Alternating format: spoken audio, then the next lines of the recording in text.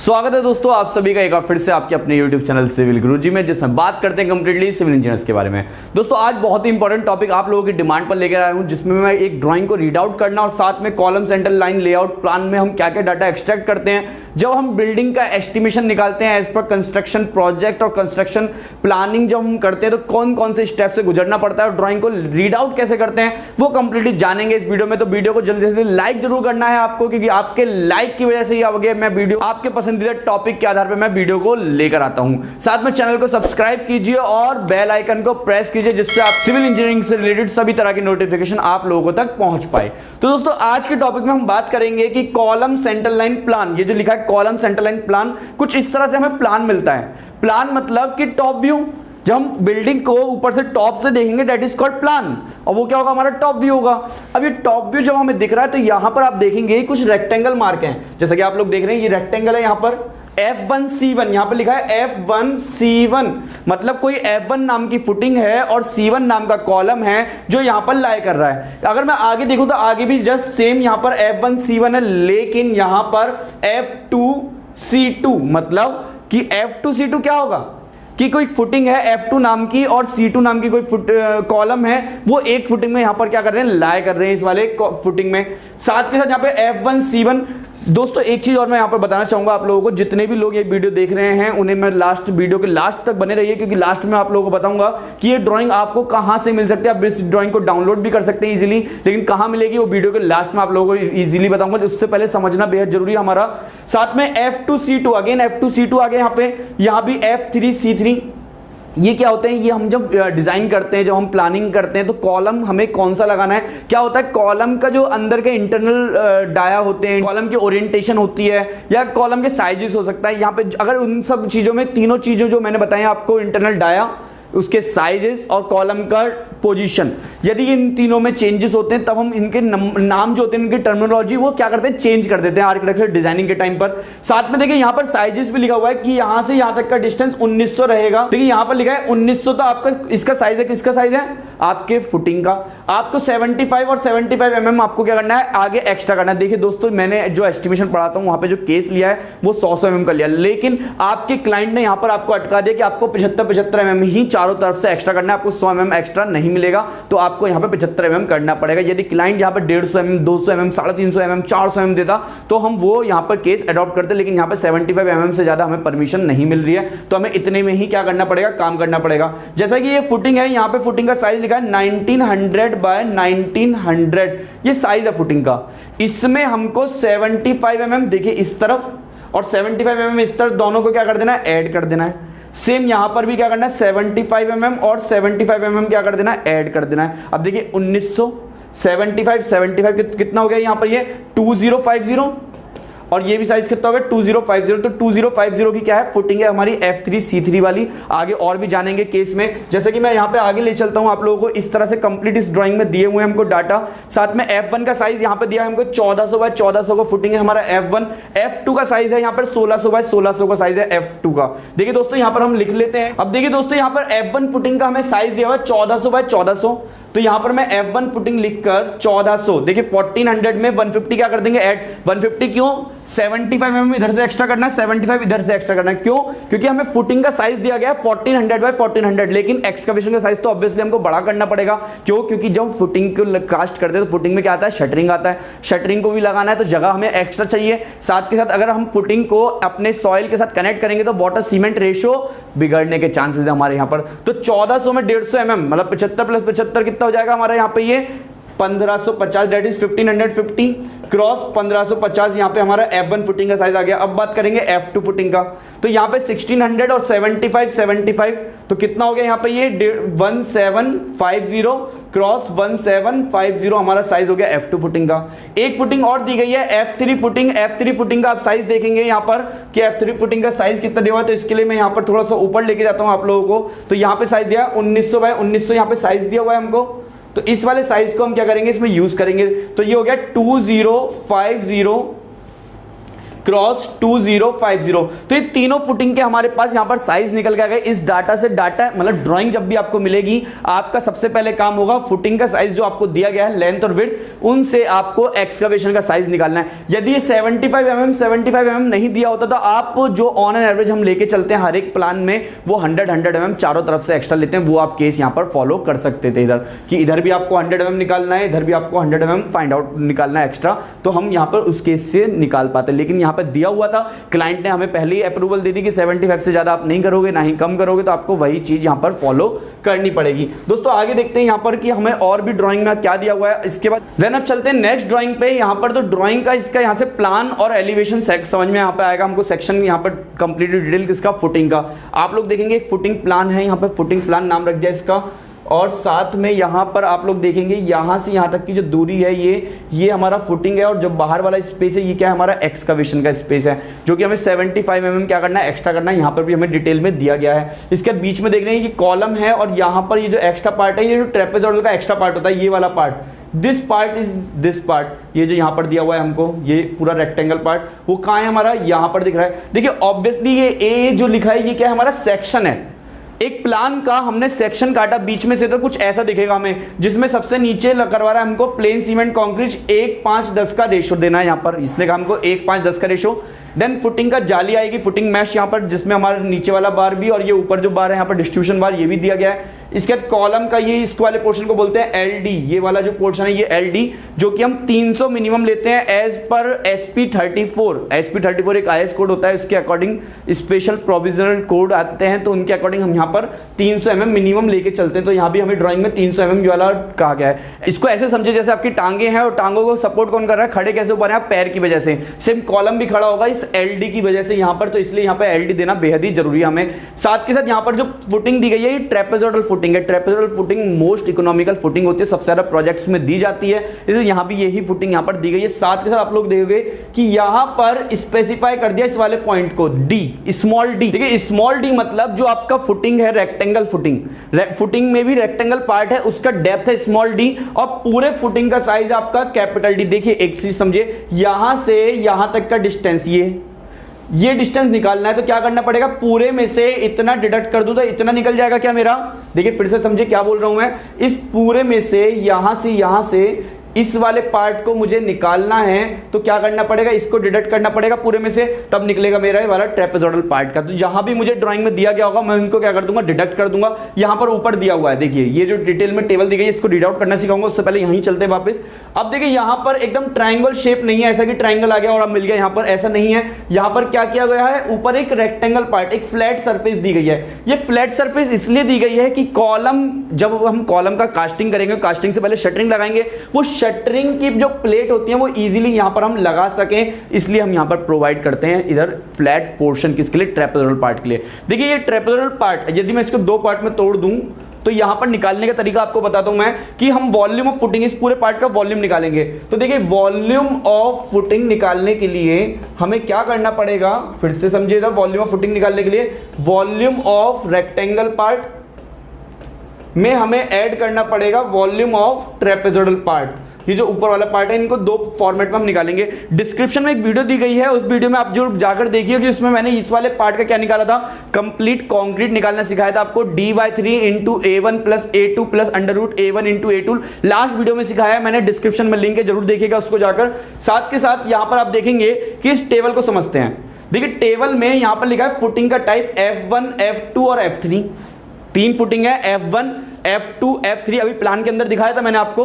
Then यहां पर 1400 bye 1400 footing का साइज, एक्सकवेशन के साइज की बात नहीं कर रहे हैं अभी, हम बात कर रहे हैं फुटिंग के साइज की। एक्सकवेशन का साइज निकालने के लिए यहां पर एज पर ड्राइंग के अनुसार आपको चारों तरफ 75 mm क्या करना पड़ेगा, इंक्रीज करना पड़ेगा। 1400 बाय 1400 का साइज हो जाएगा आपका 1550 बाय 1550, 1600 बाय 1600 का साइज हो जाएगा 1750 बाय 1750, और 1900 का साइज हो जाएगा आपका 2050 बाय 2050। लेकिन यहां पर मुझे फुटिंग के साइजेस यहां पर क्या है, गिवन है।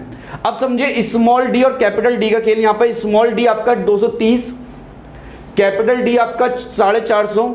तो यहां पर ये जो हमें 450 दिया हुआ है, 230 दिया हुआ है। तो देखिए यहां पर जब हम बात करते हैं F1 फुटिंग, तो हमें यहां से लेकर यहां ये रेक्टेंगल पार्ट है, ये हमारा ट्रेपेजॉइडल का टॉप है, ये कुछ इस तरह से बन रहा है हमारा पार्ट, यहां पर कुछ यहाँ से ऊपर जा रहा है हमारा कॉलम।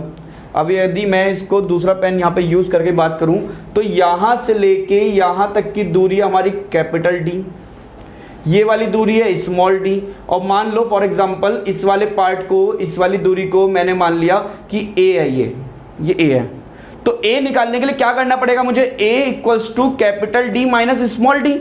कैपिटल डी दिया हुआ है 450 और स्मॉल डी दिया हुआ है 230, तो क्या कर दूंगा मैं, डिडक्ट कर दूंगा, जिससे मेरा ये वाला पोर्शन क्या हो जाएगा, फाइंड आउट हो जाएगा। सेम मुझे F2 में करना है, सेम मुझे F3 में ये वाला पार्ट करना है। F2 में देखेंगे तो 500 हो गया, टोटल डेप्थ मतलब फुटिंग का डेप्थ कितना हो गया हमारा 500। यहां पर देखेंगे तो 600 हो गया। यही कारण थे, आप जो समझिए, देखिए साइज भी डिफरेंट है, डेप्थ भी डिफरेंट है। मतलब जब हमारा स्ट्रक्चरल डिजाइन इस वाले ड्राइंग को बना रहे होंगे तो वहां पे साइजेस हमें अलग अलग क्यों लगाने पड़े, उसके लोड पर।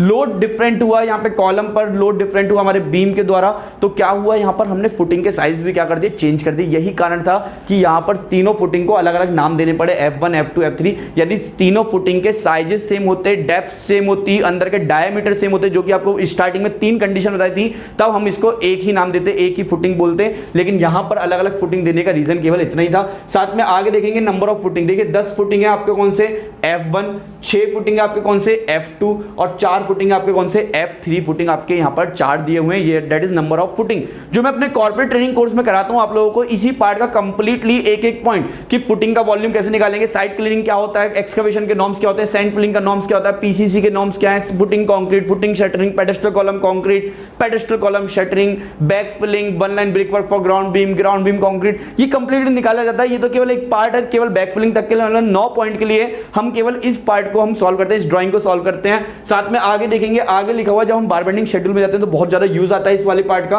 कि यहां पर दिया हुआ है हमको 10 mm का बार, 150 सेंटर टू सेंटर स्पेसिंग। मतलब फुटिंग के अंदर ये जो आप जाली देख रहे हैं, ये मैश जो देख रहे हैं आप, ये मैश, और नीचे जो दिख रहे हैं ये मेन बार है, ये है नीचे क्या, मेन बार। तो यहां पर लिखा है कि AST1 और AST2, मतलब AST मतलब जो ऐसे वन डायरेक्शन में जा रहा है बार, और AST2 मतलब जो वाई डायरेक्शन में उसके ऊपर लग रहा है बार। तो यहां पर दोनों के साइज क्या है, सेम है, 10 mm 150 centre to centre, same यहां भी, सेम यहां पर 10 mm 150 सेंटर, सेम यहां भी, लेकिन यहां पर 12 mm 150, लेकिन इसका वाई डायरेक्शन भी क्या है, सेम किया हुआ है यहां पर। तो इतना डाटा इस वाले ड्राइंग से मिला मुझे। साथ में यहां पर समझेंगे आप कॉलम, 3 कॉलम थे, C1 C2 C3। अब समझेंगे कि C1 C2 C3 क्यों रखने पड़े, एक कॉलम का नाम भी रख सकते थे ना, लेकिन यहां अलग अलग क्यों किया। देखिए साइज तो सेम है, पहली बात तो हमें समझ में आ गया, साइज क्या है, तीनों कॉलम के सेम है। इसका साइज है 450 बाय 230, 450 बाय 230, 450 बाय 230, मतलब साइजेस क्या है, निकल गए हमारे, सेम निकल गए। लेकिन अब समझेंगे अंदर के डाया, मतलब नाम चेंज होने का रीजन तो होगा। देखिए यहां पर 4 बार लगी हुई है 16 डाया की, कैसे लगी हुई है, 1 बार, 2 बार, 3 और एक 4 बार है 16 mm डाया की। यहां पर 4 बार है आपके 20 mm डाया की, 1 2 3 4, ये चारों बार हैं आपके 20 mm डाया की। इसके बाद यहां पर आगे यहां पे समझेंगे तो 8 बार हैं आपके 20 mm डाया की, यहां पर 8 बार दी गई हैं। ये कारण थे कि इंटरनल डायामीटर, इंटरनल डाया आपके किसके चेंज हुए, स्टील बार्स के। इस कारण से यहां पर C1 C2 और C3 अलग अलग नाम हमें रखने पड़े। तो जब भी हम ड्राइंग को रीड आउट करते हैं ये सब चीजें हमें जरूर पढ़नी चाहिए। साथ के साथ यहां पर पॉइंट लिखे हुए, कुछ पॉइंट है वो मैं आपको पढ़ाता हूं कि यहां पर किस तरह के पॉइंट है आपके। सबसे पहला पॉइंट है all dimensions are in millimetre and all levels are in metre. मतलब आपकी सभी डायमेंशन मिलीमीटर में, जैसे 450 लिखा है 450, तो ये क्या है, मिलीमीटर में है। लेकिन लेवल, कहीं लेवल दिया हुआ है, लेवल मतलब कि जहां से हमें बिल्डिंग स्टार्ट करनी है, जैसे ये 0 लेवल यहां पर लिखा हुआ है, तो ये क्या है, 0 मीटर है ये। तो मतलब जितने भी लेवल होंगे वो मीटर में दिए गए हैं इस ड्राइंग के अंदर।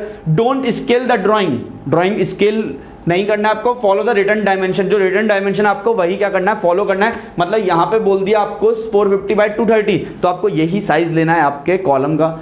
Grade of concrete for footing के लिए जो ग्रेड लेना है M25, कॉलम के लिए भी M25, स्लैब बीम के लिए भी M25। एक्चुअल में हम जब भी बिल्डिंग स्ट्रक्चर करते हैं तो RCC के लिए M20 से नीचे का ग्रेड नहीं जाते। फिर हम स्ट्रक्चरल डिजाइन करते हैं, जहां पर स्ट्रक्चरल डिजाइन से पता चला कि M25 कंक्रीट आपको लगाना होगा। स्ट्रक्चर डिजाइन कहां सीखते हैं हम, ये सब चीजें कहां सीखेंगे, ETAP सॉफ्टवेयर, जो कि कॉर्पोरेट ट्रेनिंग कोर्स और गुरुजी के खजाना कोर्स में पहले से अपलोड किया गया है आपका ETAP पार्ट, जिसमें हम कंप्लीटली यही पार्ट सिखाते हैं कि यहां पर 16 mm की बार क्यों लग रही है, यहां पे M25 कंक्रीट क्यों है, ये वाला कंप्लीट पार्ट होता है आपके कॉर्पोरेट ट्रेनिंग कोर्स के अंदर। यूज FE 500, आपको यहां पर ग्रेड ऑफ स्टील जो यूज करना है वो FE 500 का यूज करना है। 500 यहाँ पर हमारी क्या रहेगी, उसकी टेंसाइल स्ट्रेंथ रहेगी स्टील बार की, तो स्टील बार Fe 500 का होना चाहिए आपका।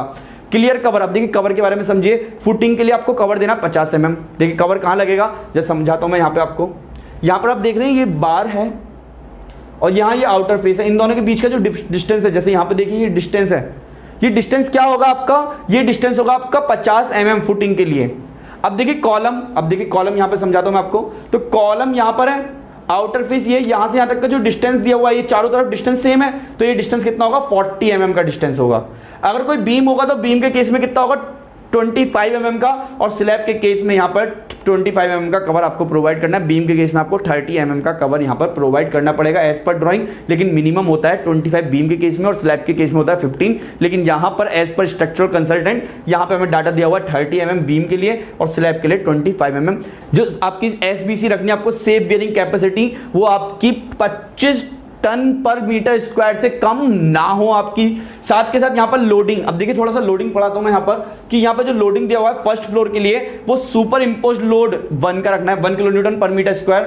लाइव लोड लगना है आपको 3 मीटर स्क्वायर का, और फ्लोर फिनिश लोड है यहाँ पर 1.5। मतलब स्ट्रक्चर डिजाइन करने के बाद यहाँ पर जो रिजल्ट आया वो कुछ इस तरह से यहाँ पर रिजल्ट आया हमारा, कि इतना डेड लोड और लाइव लोड, ये दोनों हमारे डेड लोड में काउंट होंगे और ये वाला हमारा लाइव लोड में काउंट होगा। अब देखते हैं ड्राइंग में और क्या यहाँ पर हमें दिया गया है, और भी ड्राइंग में यहाँ बीम के कंप्लीटली दिए हुए हैं सेक्शंस। यहाँ पर देखिए समझे बीम कैसे प्रोवाइड है, कंटिन्यूअस बीम है ये। यहाँ पर पीबी प्लिंथ बीम का लेआउट यहाँ पर दिया हुआ है कि कैसे कैसे बीम आपको लगाना है यहाँ पर, तो इस लेआउट के बारे में समझेंगे। पहले मैं इस वाले पोर्शन को रफ कर देता हूँ। अब देखिए कोई बीम है यहाँ पर 230 बाय 450 का, अब उसका फेस कैसे यहाँ पर लगाया हुआ है उसके बारे में समझते हैं। सबसे पहले एक कॉलम है, ये यहाँ पर कॉलम है, ये सभी कॉलम जिनको मैं मार्क कर रहा हूँ, ये कॉलम कहां से आए जरा समझिए। यहाँ पर लिखा है A1 A2 A3 A4 A5 A6, तो यहाँ पे समझिए ये A मार्क कर दिया इसको, ये 1 मार्क है यहाँ पर, तो A1 ये वाला column, A2 this column, A3 this column, A4 this column, A5 this column, A6 this column.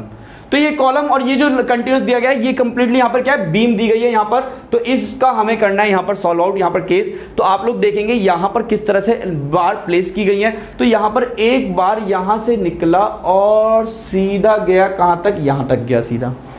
बीच में अगर यहाँ पर हम बात करते हैं तो लैपिंग भी प्रोवाइड करेंगे, लेकिन कंटिन्यूस बार हमें कुछ इस तरह से प्रोवाइड करना है। यहाँ पर जो केस हमें दिया गया है, यहां पर कॉलम के मिड एंड से दूसरे कॉलम के मिड एंड तक के हमें डिस्टेंसेस दिए गए हैं। वो कैसे डिस्टेंसेस है, जैसे कि आप लोग यहां से देखेंगे, यहां से लेके यहां तक का 3000 है, तो यहां भी देखिए 3000 लिखा हुआ है। देन नेक्स्ट देखेंगे तो नेक्स्ट सेंटर से लेके ये 3000, तो यहां भी क्या दिया हुआ है, 3000 दिया हुआ है। नेक्स्ट भी यहां पर 3000 दिया हुआ है, आगे भी 3000 यहां पर कंटिन्यूसली दिया गया है हमको, तो ये डिस्टेंस हो गया यहां पर। अगर हम बात करें कि हमको चाहिए क्लियर स्पान, देखिए क्लियर स्पान मैंने आप लोगों को बताता हूं कि जो कॉलम के एंड से लेके दूसरे कॉलम के जो एंड तक का डिस्टेंस है that is called clear span. कैसे निकालोगे जरा उस चीज को क्लियरली समझो। यहां पर क्लियर स्पान निकालना, क्योंकि यहां पर जो डिस्टेंस दिया हुआ है वो सेंटर से दिया हुआ है। मान लीजिए ये कोई कॉलम है, ये कोई कॉलम है, यहां पर लगा हुआ है आपका बीम, ये कुछ बीम है, इस तरह से बीम कनेक्ट है, लेकिन आपको जो डिस्टेंस दिया हुआ है, आपको डिस्टेंस दिया हुआ है यहां से, ये डिस्टेंस आपको दिया हुआ है यहां से लेके यहां तक का डिस्टेंस, लेकिन आपको निकालना है ये डिस्टेंस। तो आपको क्या करना पड़ेगा, कॉलम का इतना पोर्शन क्या करना पड़ेगा, डिडक्ट करना पड़ेगा। सिर्फ आप लोग समझिए ये पोर्शन कितना है 230, तो 230 का हाफ, क्योंकि मिड से ये गया हुआ है, तो 230 का क्या कर देंगे अब यहाँ पर हाफ कर देंगे। हाफ करने पर आंसर कितना आएगा हमारा, यहाँ पे आंसर आएगा हमारा 115। तो 115 क्या कर देंगे एक साइड, और 115 दूसरे साइड क्या कर देंगे, डिडक्ट कर देंगे। जैसा कि यहाँ पे केस दिया हुआ है, आप लोग देखिए यहाँ पर जो केस है ये, तो उस केस में इतना पोर्शन क्या करना पड़ेगा हमको, डिडक्ट, और यहां से इतना पोर्शन क्या करना पड़ेगा, डिडक्ट करना पड़ेगा।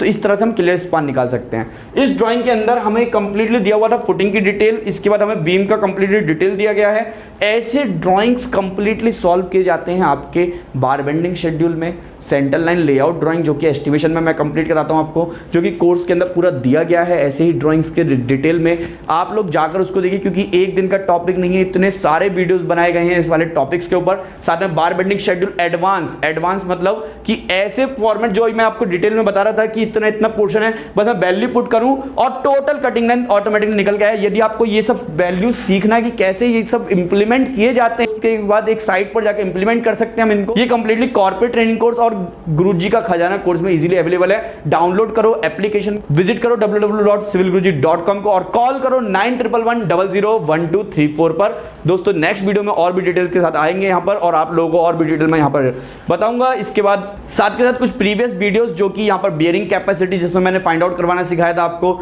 यूनिट कन्वर्जन सिखाया था जिसमें आपको, वो कंप्लीटली डिस्क्रिप्शन बॉक्स में दी गई है। डिस्क्रिप्शन बॉक्स को जरूर देखिएगा क्या क्या आपको डिटेल में दिया गया है। साथ के साथ ये ड्राइंग भी आपको डिस्क्रिप्शन बॉक्स में एक लिंक दिया गया है, उस लिंक से आप उस ड्राइंग को डाउनलोड कर सकते हैं। दोस्तों बने रहिए सिविल गुरुजी के साथ। जय हिंद, जय भारत, वंदे मातरम।